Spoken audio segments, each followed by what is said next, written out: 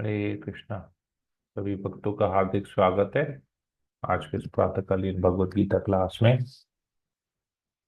तो हम लोगों ने कल की क्लास में भगवान के कुछ ऐश्वर्य के बारे में पढ़ा।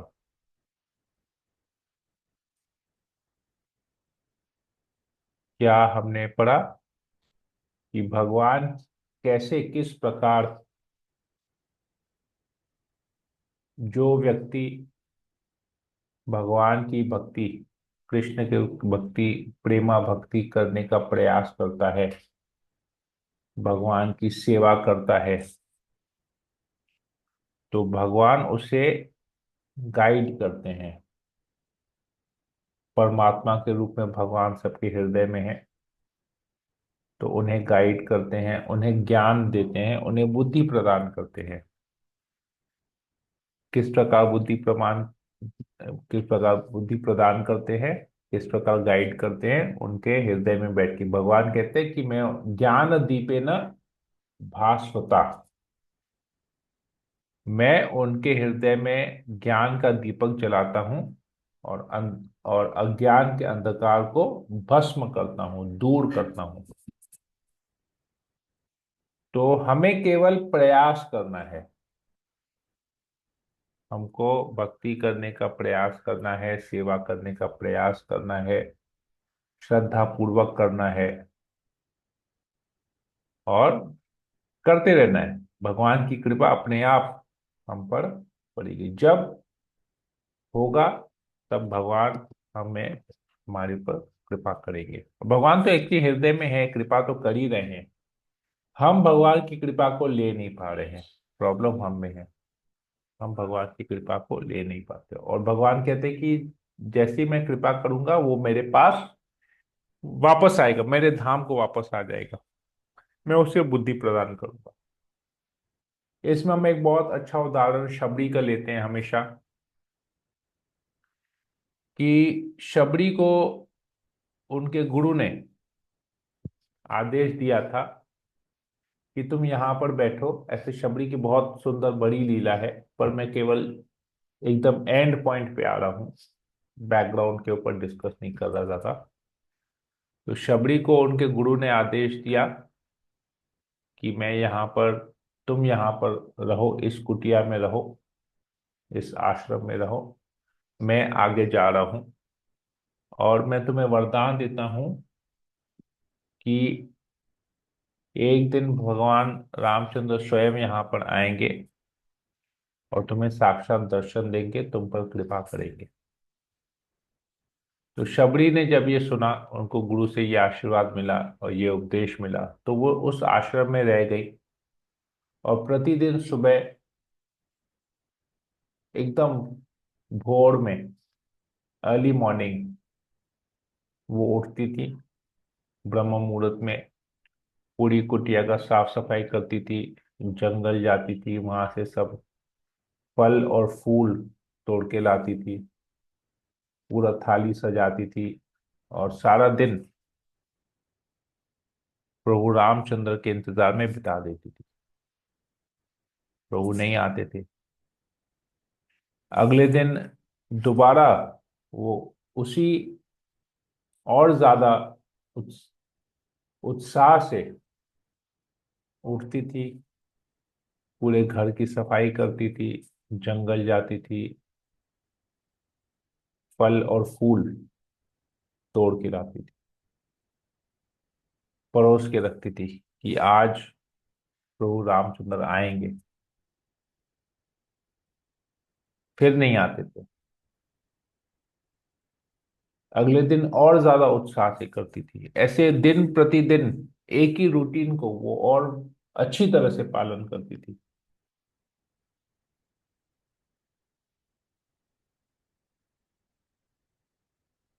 तो ऐसा नहीं था, भगवान तो शबरी के हृदय में भी थे परमात्मा के रूप में। तो परमात्मा के रूप में भगवान देख रहे थे शबरी की सेवा को, शबरी की प्रेम भक्ति को, शबरी की श्रद्धा को भगवान स्वीकार कर रहे थे। परंतु परमात्मा के रूप में स्वीकार कर रहे थे। तो ऐसा करते करते प्रतिदिन प्रतिदिन इस प्रकार का प्रयास करते करते जब शबरी परफेक्ट हो गई, तो भगवान ने उन पर कृपा की और प्रत्यक्ष रूप में वहां प्रकट हुए और उनसे सारी सेवाएं ग्रहण की। शबरी ने भगवान को पुष्प, चरणों पे पुष्प ऑफर किए, भगवान ने उसको स्वीकार किया। शबरी ने बेर खिलाए, भगवान को फल खिलाए, वो भी अपने झूठे, भगवान ने उसे भी स्वीकार किया। तो भगवान की ऐसी विशेष कृपा शबरी को मिली। तो यही श्लोक हमने कल पढ़ा, 11 नंबर श्लोक में भगवान कहते हैं, मैं उन पर विशेष कृपा करने के हेतु उनके हृदय में वास करते हुए ज्ञान के प्रकाशमान दीपक के द्वारा अज्ञान जन्य अंधकार को दूर करता हूं। तो ये भगवान की विशेष कृपा है हमारे ऊपर। हमें केवल प्रयास करना है, भक्तों का संग करना है, श्रवण करने का उत्साह रखना है, सेवा करने का उत्साह रखना है, भक्ति के नियमों का पालन करने का उत्साह दिखाना है, तो भगवान कृपा करेंगे। हम देखते हैं ये भगवान के प्रैक्टिकल एग्जाम्पल से, लीला से हम इसको ऑलरेडी देख चुके हैं। तो आज हम लोग और आगे पढ़ेंगे, इसी अध्याय के कुछ श्लोकों का आज और अध्ययन करेंगे। ओम अज्ञानतिमिरान्धस्य ज्ञानाञ्जनशलाकया चक्षुरुन्मीलितं येन तस्मै श्रीगुरुवे नमः। नमो विष्णुपादाय कृष्णप्रेष्ठाय भूतले श्रीमते भक्तिवेदांत स्वामिनिति नामिने। नमस्ते सरस्वती देवी गौरवाणी प्रचारिणे निर्विशेष शून्यादि पाश्चात्य देशतारिणे। हे कृष्ण करुणा सिंधु दीन बंधु जगतपते गोपेश गोपिका कांत राधा कांत नमस्तुते। तप्त कांचन गौरांगी राधे वृंदावनेश्वरी वृषभानु सुते देवी प्रणमामि हरि प्रिय। वंशा कल्पतरुभ्यश्च कृपा सिन्धुभैव च पतितानां पावनेभ्यो वैष्णवेभ्यो नमो नमः। जय श्री कृष्ण चैतन्य प्रभु नित्यानंद श्री अद्वैत गदाधर शिवसादि गौर भक्तवृंदा। हरे कृष्ण कृष्ण कृष्ण हरे हरे, हरे राम राम राम हरे हरे। श्री मंगलाचरण की जय। ओम नमो भगवते वासुदेवाय। ओम नमो भगवते वासुदेवाय। ओम नमो भगवते वासुदेवाय। भगवत गीता अध्याय 10 श्लोक नंबर 12 और 13। तो भगवान के इस कथन को सुनने के बाद अर्जुन कहता है भगवान से, आप परम भगवान, परम धाम, परम पवित्र, परम सत्य है। आप नित्य, दिव्य, आदि पुरुष, अजन्मा तथा महानतम हैं। नारद, असित, देवल तथा व्यास जैसे ऋषि आपके इस सत्य की पुष्टि करते हैं और अब आप स्वयं भी मुझसे प्रकट कर रहे हैं, प्रकट कह रहे हैं। तो कृष्ण भगवान हैं,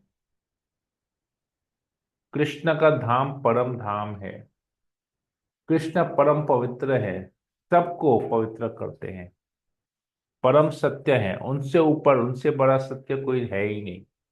वे आदि पुरुष है, वे अजन्मा है, वे नित्य है, हमेशा से हैं, वे दिव्य हैं, वे महानतम है, उनसे कोई महान है हो ही नहीं सकता। तो ये बात ऑलरेडी नारद मुनि भी बताते हैं। जब नारद मुनि सबको प्रचार करते हैं तो नारद मुनि भी यही बात सबको बताते हैं। असित, देवल जैसे ऋषि, व्यास देव भी अपने ग्रंथों में यही लिखते हैं। क्या लिखते हैं? कि कृष्ण ही भगवान है। फिर भी दुर्भाग्य है कि कितने लोग इसे स्वीकार नहीं करते। कृष्ण स्वयं कह रहे हैं अर्जुन को कि मैं भगवान हूं। अर्जुन ने उसको स्वीकार किया क्योंकि भक्त। परंतु हम देखते हैं कई लोग ऐसे होते हैं जो कृष्ण को भगवान नहीं मानते, बाकी सब कुछ करेंगे, गुरु को भगवान की पदवी दे देंगे, लेकिन भगवान को भगवान की पदवी नहीं देंगे। गुरु कहता है कि कृष्ण भगवान है, फिर भी वो लोग स्वीकार नहीं करते, वो लोग गुरु के पीछे पड़े रहते हैं। तो ये दुर्भाग्य है लोगों का। अर्जुन आगे कहता है, हे कृष्ण, आपने मुझसे जो कुछ कहा है उसे मैं पूर्णतया सत्य मानता हूं। हे प्रभु, न तो देवतागण न असुरगण ही आपके स्वरूप को समझ सकते हैं। तो देवता भी इस स्वरूप को, कृष्ण भगवान है, देवता नहीं समझ पाते। ब्रह्मा जी अपराध कर बैठते हैं, इंद्र अपराध कर बैठता है, बकासुर, अघासुर, नरकासुर, सब लोग आते हैं, इतने सारे असुर आते हैं।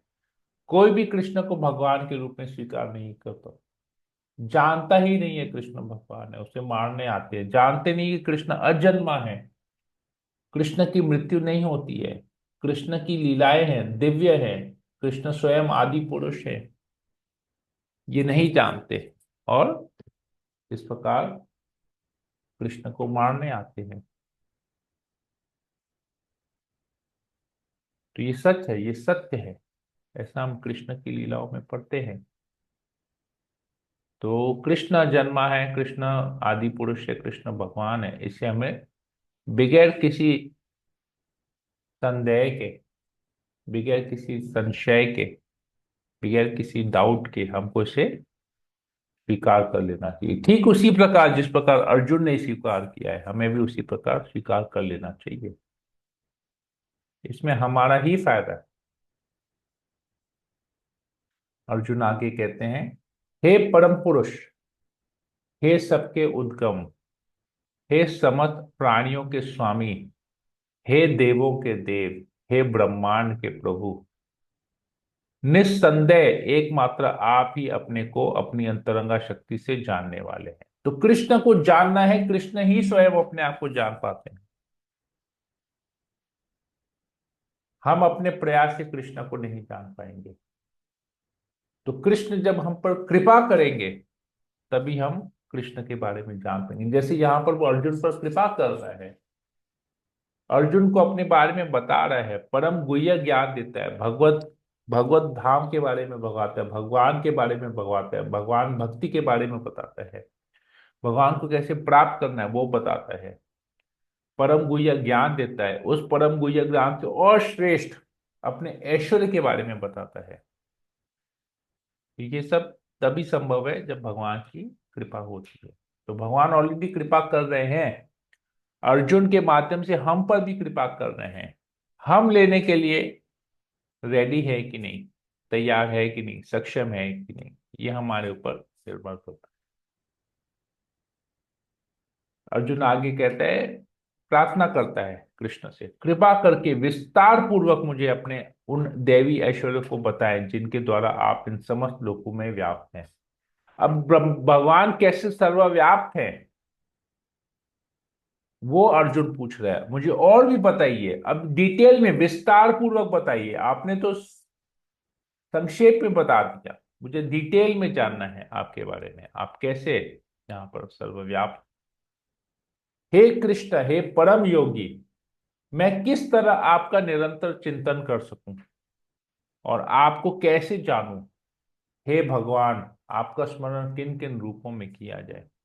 तो 24x7 में कैसे आपका स्मरण कर सकता हूं, आप मुझे बताइए। आपने तो इतना कुछ बताया है, और भी ऐश्वर्य, आपके ऐश्वर्य तो अनलिमिटेड है, बताए जा रहे हैं आप, और भी मुझे डिटेल में बताइए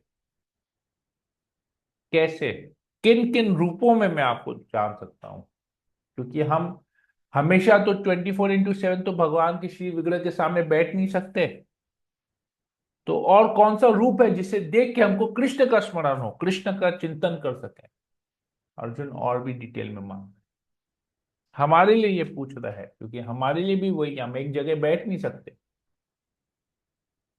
एक ही विग्रह को सारा दिन देख नहीं सकते, बहुत सारे काम काज हम भी करने पड़ते हैं, बहुत सारे कार्य हैं। भौतिक जगत में जन्म लिया है, भौतिक शरीर मिला है, तीन गुणों से बंधे हुए हैं, तो हमें कार्य करना पड़ेगा जीविका पालन करने के लिए। परंतु ऐसा कार्य करते करते कैसे हम निरंतर भगवान का चिंतन कर सकें, किस रूप में, किस तरीके से, अर्जुन ये पूछ रहा है। अर्जुन आगे कहता है, हे जनार्दन, आप पुनः फिर से मुझे बताइए, पुनः विस्तार से अपने ऐश्वर्य तथा योग शक्ति का वर्णन करें। ऐश्वर्य भी पता है, योग शक्ति भी पता है। मैं आपके विषय में सुनकर कभी तृप्त नहीं होता हूं, क्योंकि जितना ही आपके विषय में सुनता हूं उतना ही आपके शब्द अमृत को चखना चाहता हूं। तो खत्म नहीं हो रहा, अर्जुन का जो सुनने का जो डिजायर है, जो इच्छा है, वो खत्म नहीं हो रहा है। परंतु हम लोग क्या करते हैं, थोड़ा देर सुनते हैं ना, फिर नींद आना चालू होता है, अरे यार इतना सुन लिया, इतना थोड़ी ना लेक्चर होता है, बोर हो गए हैं, सुन सुन सुन के, सुन सुन के, सुन सुन के, एक ही चीज सुन सुन के बोर हो गए। नहीं सुनना, कब लेक्चर खत्म हो, कब प्रसाद पाए, कब दूसरे काम में लगे, दूसरा भी तो काम है, सारा दिन थोड़ी ना बैठ के खाली कृष्ण कृष्ण सुनते रहेंगे। कोई तरीका होता है, प्रभु भी ना बस टाइम लिए जा रहे हैं, इतना सारा काम है हमको। सोचिए हमारा क्या वो है, परिस्थिति है। प्रभु अभी ना हम 5 दिन ना क्लास नहीं कर पाएंगे, हमको बहुत सारा काम है। सोचिए, अभी हमको यहाँ जाना है, आज हमको ये काम है, हम क्लास नहीं कर पाएंगे। क्लास, हम क्लास कर रहे हैं, मतलब सोचिए हमारा चेतना क्या है, हमको लगता है हम क्लास कर रहे हैं, हम कृष्ण के विषय में सुन रहे हैं। एक अर्जुन है जो तृप्त नहीं हो रहा है, अर्जुन है जो तृप्त नहीं हो रहा है, इतना सुन रहे फिर भी तृप्त नहीं हो रहा है, बार बार पूछे मुझे और बताइए, और बताइए, और बताइए। और हमें कि कृष्ण के बारे में छोड़ के हमको ये काम है, वो काम है, वो काम है, वो काम है। सोचिए 24 घंटा, हमें हफ्ते में 7 दिन मिलता है, प्रतिदिन 24 घंटा मिलता है, उस 24 घंटे में हम आधा घंटा समय नहीं निकाल पाते। 23.5 घंटा हमारे पास दूसरा बचता है, अगर हम आधा घंटा इधर कृष्ण की कथा का श्रवण करते हैं। 23.5 घंटा और है, मतलब अगर आप रेशियो परसेंटेज निकालेंगे तो कितना समय हुआ। हाफ एन आवर का अगर स्लॉट करेंगे तो हमको 48 स्लॉट्स दिन में मिलता है। इस 48 स्लॉट में केवल एक स्लॉट हम देते हैं भगवत गीता श्रवण करने के लिए, वो भी हम समय नहीं निकाल पाते। सोचिए हमारा कितना बड़ा दुर्भाग्य है ये हमारा। एक अर्जुन है जो तृप्त नहीं हो रहा है, और एक हम है जो सुनना ही नहीं चाहते।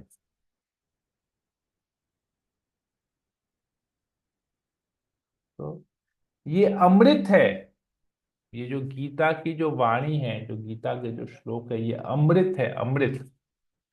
हम उस अमृत को छोड़ के इस भौतिक जगत का जहर पीने के लिए रेडी है, लेकिन दिव्य अमृत पीने के लिए हमारे पास समय नहीं है। तो और हम कहते हैं कि हम भक्त हैं, हम इतना माला जप करते हैं, हम ये करते हैं, हम वो करते हैं। हरे कृष्णा। तो कृष्ण क्या अमृत प्रदान करेंगे, हम इसके बारे में फिर कल चर्चा करेंगे। हरे कृष्णा। किसी को कोई प्रश्न हो, कोई कमेंट हो, पूछ सकते हैं, बोल सकते हैं। हरे कृष्ण प्रभु। हरे कृष्णा। यस। दंडवते प्रणाम। प्रणाम हो। गुरबाणी में एक शब्द है, सांस सांस सिमरो सिमरन गोविंद। सांस सांस सिमरो गोविंद, मन के उतरे चिन्ह। Okay. But still they don't consider Krishna as the supreme one, supreme Godhead. क्या है, आप बोलेंगे दोबारा। सांस सांस सिमरो गोविंद, मन के सांस उतरे सांस चिन्ह। सिमरो गोविंद, सिमरो गोविंद। ओके, सास सास सिमरो गोविंद। मन की उतरे चिन्ह। ओके, गुरु ग्रंथ साहिब। कहाँ?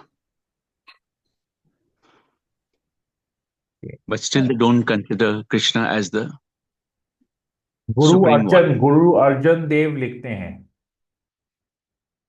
गुरु अर्जन देव की Dikshit वाणी है Guru. ये।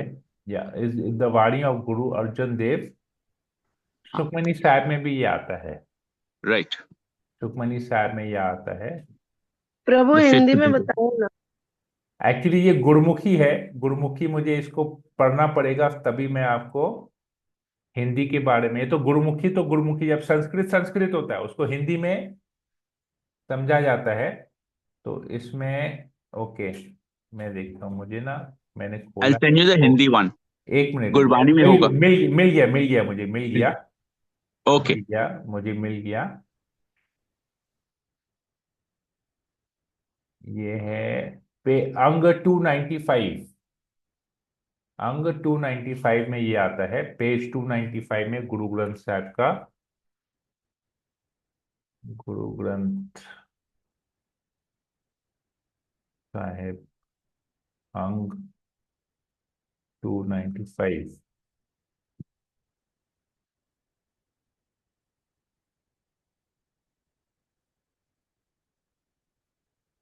ओके,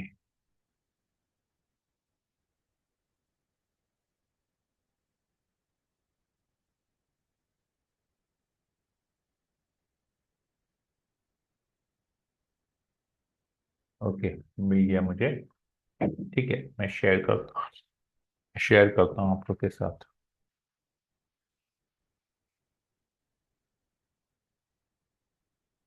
ओके,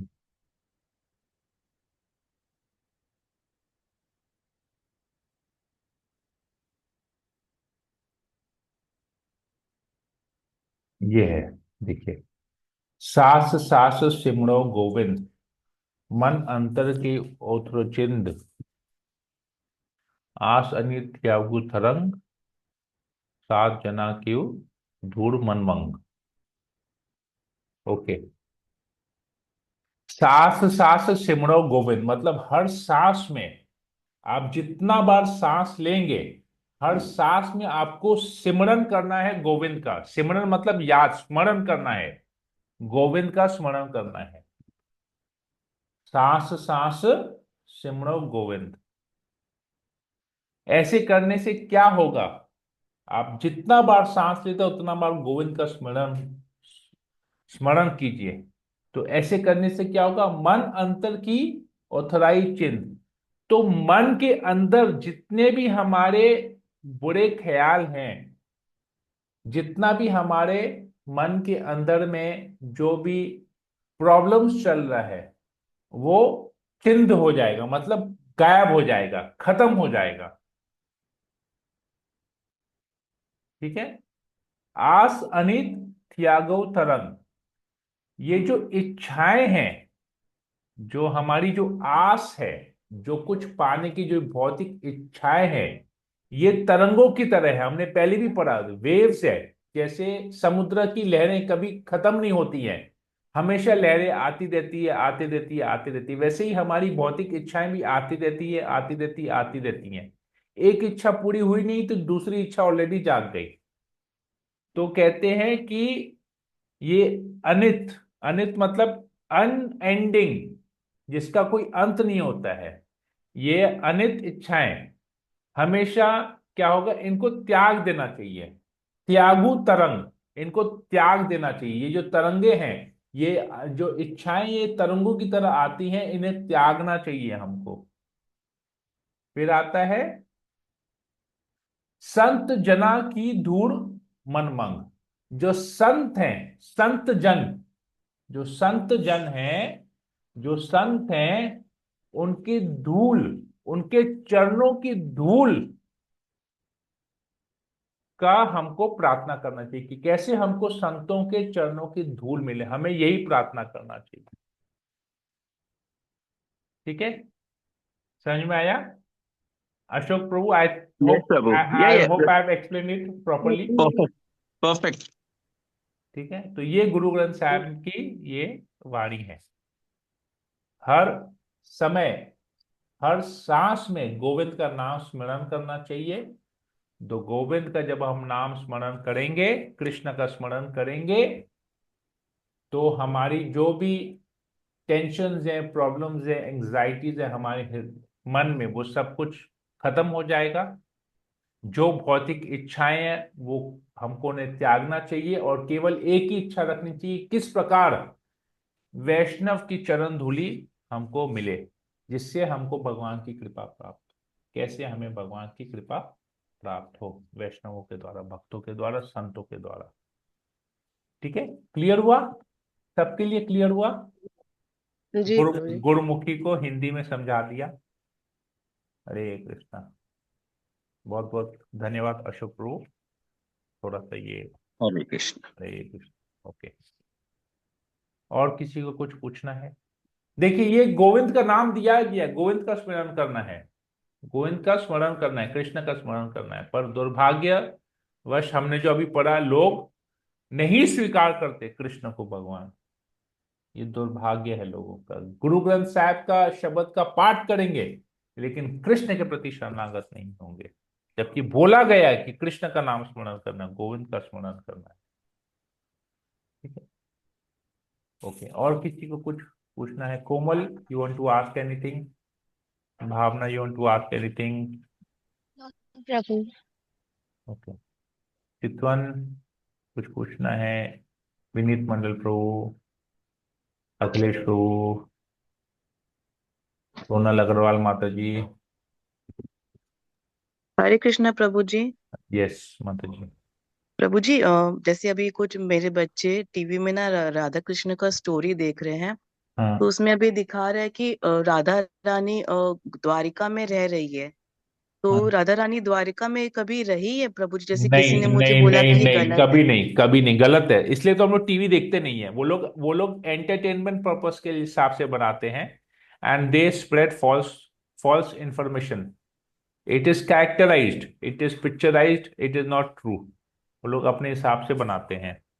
ठीक है। हम्म। तो वही मुझे किसी ने बोला कि ये गलत दिखा रहा है, राधा गलत रानी गलत। कभी नहीं रही थी कभी द्वारिका में। कभी गई नहीं थी द्वारका में। ओके। ठीक है प्रभु जी। अरे, हरे कृष्ण।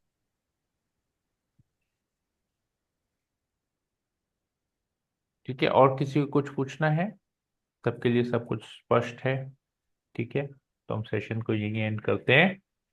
हरे कृष्णा कृष्ण Hare Krishna कृष्ण हरे Prabhupada हरे, Pranam. हरे राम राम राम हरे हरे। वंशा कल्पतरुभ्यश्च कृपा सिन्धुभ्येव च पतितानां पावनेभ्यो वैष्णवेभ्यो नमो नमः। समेत भक्त वृंद की जय, श्रील प्रभुपाद की जय, भगवद गीता की जय। हरे कृष्णा।